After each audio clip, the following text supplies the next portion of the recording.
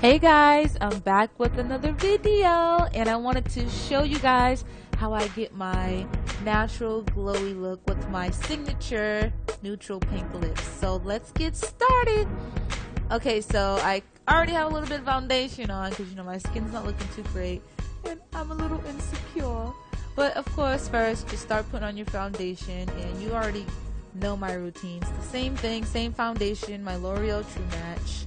And I just put that all over my face and my neck. And then I sing. Oh yeah. Alright, now it's time to do my brows. I've done this a million, bajillion, gazillion, billion times. So I'm going to speed through this. And if you do want to know, I use a LA Colors black pencil because my brows actually are pretty black. Now I'm just going to take my NYC bronzer in Sunny, I believe it is, and just contour a little bit just to give me that glow. And make sure I contour my jawline because sometimes it looks a little chubby, and my chin and underneath my lip, so it can create a shadow which makes my bottom lip look fuller since my top lip is bigger than my bottom.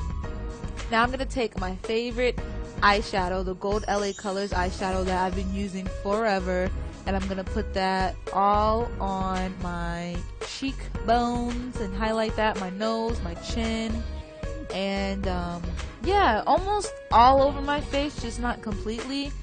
This eyeshadow is like perfect because it's not as pigmented, so therefore you can use it as a highlighter, where any other gold eyeshadow that I've come across, if I did this, I would look crazy. You see that? You see that? Alright, now the second highlighter is the e.l.f. Enchanted eyeshadow that I also love, but this one is way more pigmented than the LA Colors, so I'm just going to dab a little bit on my cheekbones and my nose. And now it's time for my blush, my favorite blush from the BH California palette. I put that on my cheeks, and now it's time for the lips. I use 3 of these colors. This is my signature lip color that you guys always ask about.